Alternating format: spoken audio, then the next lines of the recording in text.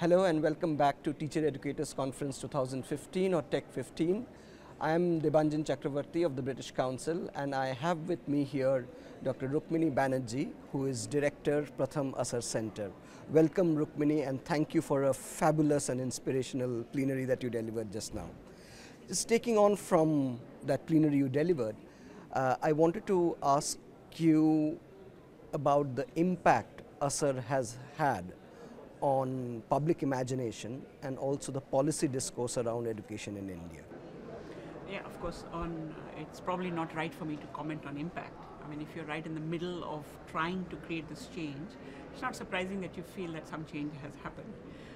But even then, stepping back, I think a couple of things have happened over the last 10 years in India. One is the repeated doing of this very large ASER year after year has brought certain issues to the center of the stage.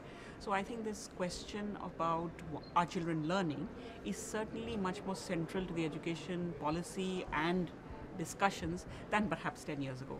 10 years ago, there was still a big focus on inputs, infrastructure, expenditures, and an assumption that by increasing years of schooling, by increasing enrollment, learning will be happening. But we hope that this, the repeated doing of ASER has indicated to both to policymakers as well as to kind of the larger public that these are questions that need focused attention. Of course, children need to be in school, but to help them to learn, we need to do more. At a very more concrete level, I think there are many more states that are both doing measurements. Whether you like or don't like the ASER method of measurement, it's always a good idea to have alternatives, and if all the alternatives point in the same direction, it reinforces the need to focus on learning. And on the second side, I would say that if you look across states, attempts to actually improve learning, whether it's for the early grades or for the middle grades or for upper primary, there are many more systematic efforts that are going on. And we'd like to think that both in policy documents, but more importantly in practice, ASER has had a role to play in this. You just mentioned this thing about whether you like ASER or not. One of the things that I hear often, and I picked this up from a teacher from Punjab who was talking about this to his colleagues yesterday at TEC15, that the ASER tools are too simple.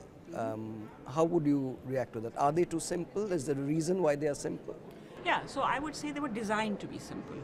They were designed to be simple for a whole variety of reasons.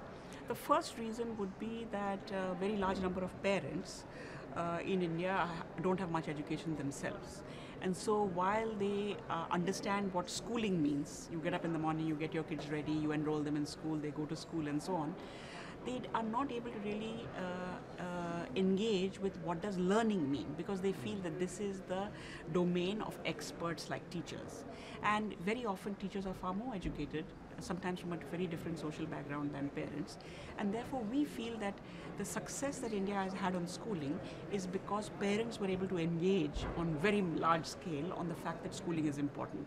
If we want people across the country, parents, people in the community, ordinary people, to now really take up this issue of learning, it has to be demystified to a certain extent. It has to be made accessible to normal people who have not had a huge amount of education. Having said that, if you look at the data that is coming out of ASER, you will see that we have by no means maxed out on the levels that the tools are attempting to assess. In the first couple of years, we thought within a few years this will become defunct. Our children will be way beyond all of this. Unfortunately, that has not happened. Now, if anything, it's dipping. If anything, it's dipping, and as ASER, we also do a whole range of other studies which use much more, which are more like research studies, which use, more comprehensive, let's say, methods of testing similar things, and we find that the ASER results correlate quite well with deeper and more sophisticated ways of learning. So I think that if people think it's too simple, we've achieved our point. Right. We've achieved the fact that this is something that even a rural, not very educated mother can engage with and say, this is what my child needs to know. It's a good thing I found out. Right. One of the things I think ASER has done in the domain of public discourse and imagination in India is it has brought parents back as one of the key stakeholders in children's education. But you spoke in your plenary about the negative consequences of an overambitious curriculum. Do you think parents have also played a role in making curricula across the country overambitious?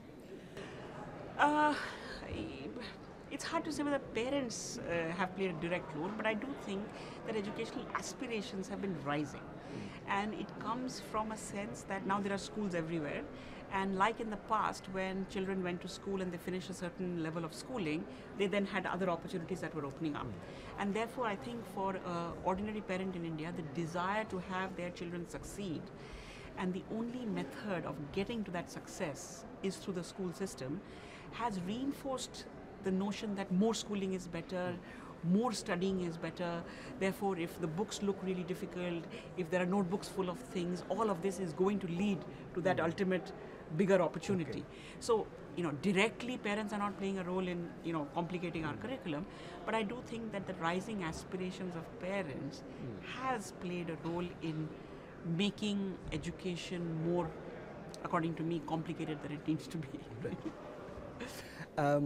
I would like to put a question on behalf of the teachers who are attending this conference. Most of them are teachers and teacher educators. How do they get the best out of a survey like ASER? I think that when we look at how ASER is used, one way is to use the results. However, the most common use of ASER is actually the use of the tool. So very often teachers or education department people don't like the results. But if you look at the kinds of assessments that are happening across the country now, you'll see an influence of, in fact, the simplicity of ASER. Because if you look at if you look at, for example, continuous comprehensive evaluation, if you make that very complicated, the teacher gets paralyzed in terms of understanding what to do. Whereas a simple tool like this, which helps you to organize your teaching or your instruction in ways that are more conducive to helping children, this is something that I think teachers could certainly use.